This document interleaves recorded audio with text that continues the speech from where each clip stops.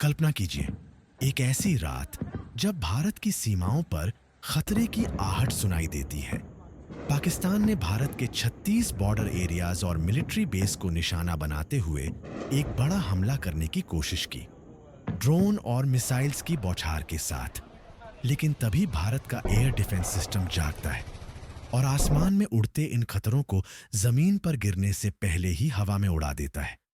जी हां, भारत का air defence system इतना ताकतवर और एडवांस हो चुका है कि दुश्मन की हर चाल फेल हो जाती है। अब सवाल यह है, आखिर भारत के पास ऐसा कौन सा सिस्टम है जो इन खतरों से हमें बचाता है? आइए इस पूरे सिस्टम को एक एक कर समझते हैं। सबसे पहले बात करते हैं भारत के सबसे पावरफुल एयर डिफेंस सिस्टम की, S-400 ट्रायम्फ। ये सिस्टम भारत ने रूस से खरीदा है और ये इतना पावरफुल है कि 400 किलोमीटर तक की दूरी पर किसी भी दुश्मन की मिसाइल, ड्रोन या फाइटर जेट को आसमान में ही खत्म कर सकता है।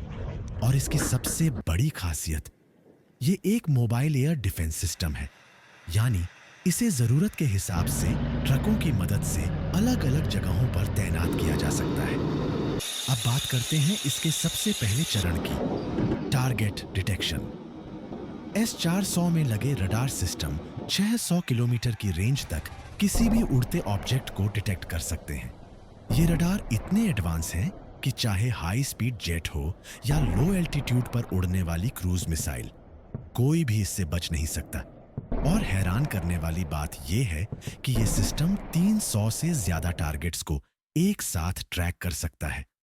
जब टारगेट डिटेक्ट हो जाता है, तब इसकी जानकारी पहुंचती है कमांड पोस्ट तक।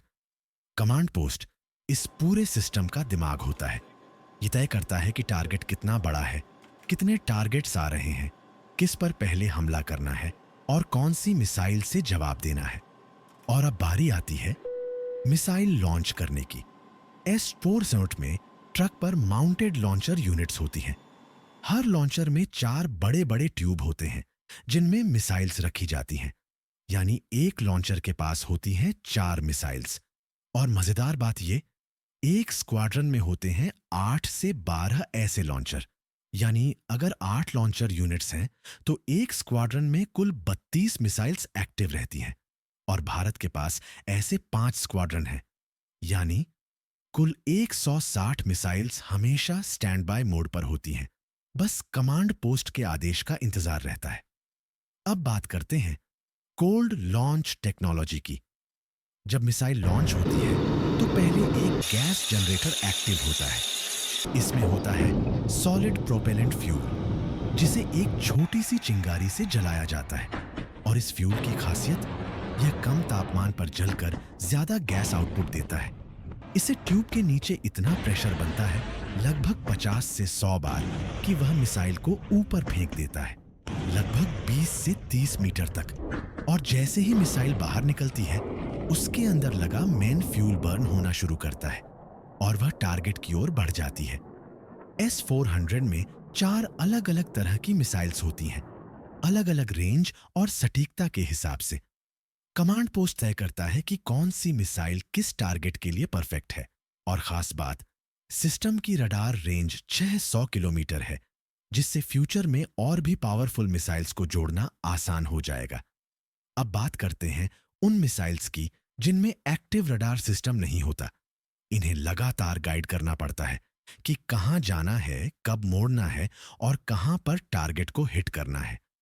इसके लिए हर स्क्वाड्रन में होती हैं 6 फायर कंट्रोल रडार यूनिट्स, जो लॉन्च के बाद भी मिसाइल को टारगेट तक गाइड करती रहती हैं।